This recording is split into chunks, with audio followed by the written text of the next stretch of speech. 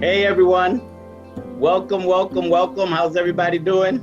I'm really proud to have been invited here by my friends at the Obama Foundation to moderate what I think is going to be an inspiring and incredibly important conversation that's actually been sparked by a lot of the work that we've seen over this last several months. What have you been able to build now that you were not able to build before? As soon as the pandemic happened, we automatically knew people were going to be hungry. Luckily enough, my partner runs a farm, and he said, we got to feed the people. We got to make sure we eat. So it was intentional that we had created the pantry. And it was intentional for us particularly to acknowledge that LGBT trans people was pushing this effort of work to serve everyone and not just a sector of people.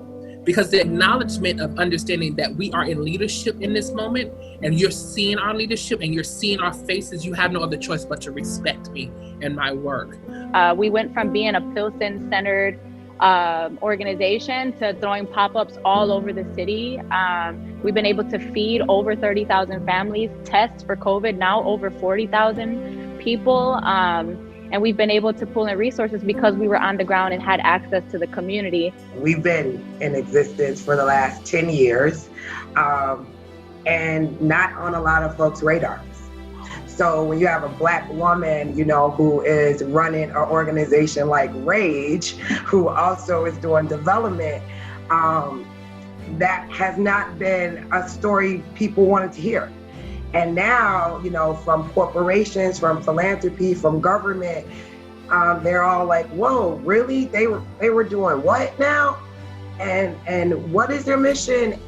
And I think the respect that was already deserved is now really coming to fruition. So our membership has soared. What bridges do we need to build? What do you think are the connections that we could still make? I think two things. Number one, we should be trying to implement reteaching or reclaiming our own history.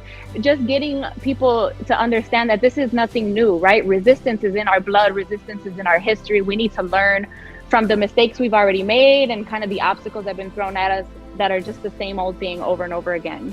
And the second thing I think is that we need to heal and heal in our own ways, right?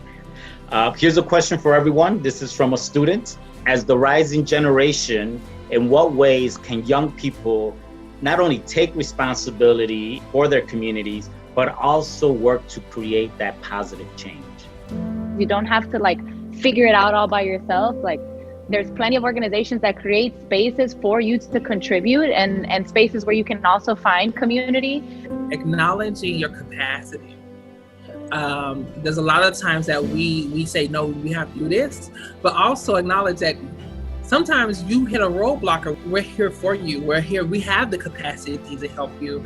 The feeling of fulfillment that I'm sure all of us on this panel get in our work comes from the fact that we actually love what we're doing.